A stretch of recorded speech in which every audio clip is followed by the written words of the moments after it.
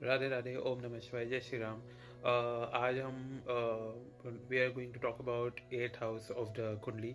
सो eighth house क्या होता है? Eighth house is the house of death, rebirth, sudden losses, sudden gains, occult. So eighth house is all about depth. So eight house की जब दशा लगती है, eight house की दशा दशा लगती है आपको बदलने के लिए, आपका एक नया वर्जन निकालने के लिए जिसे शायद आप भी नहीं जानते थे। सो एट हाउस की दशा में जब इंसान आता है तब वो बहुत बुरी तरह से टूटता है, क्योंकि eight house is the karak of destruction. It is going to give you death like experience, यानी कि मृत्यु तुल्य कष्ट देने वाला है, इफ़ नॉट मृत्यु।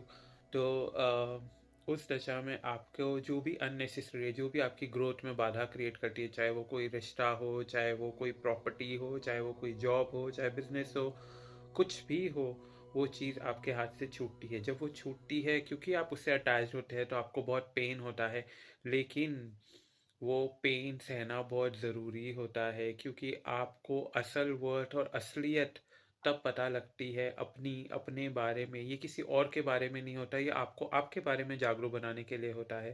Plus since it is the house of depth, तो हाई चांसेस होते हैं कि आप टूवर्ड्स ऑकल्ट है ना, ड्रिवन हो जाते हैं। आप ज़िंदगी को और अच्छे से समझना सीख जाते हैं। आप लाइफ में कुछ ऐसा कर जाते हैं जो शायद आपने कभी सोचा भी नहीं था।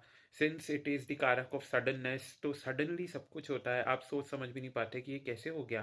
तो या that is eight house for you. So eight house की रेमेडी सबसे बेस्ट ये है कि जब भी उसकी दशा चले नहीं चले, उस दशा ख़त्म भी हो जाती है, उसके बाद भी कंटिन्यूएशन में आप मेडिटेशन करते रहें।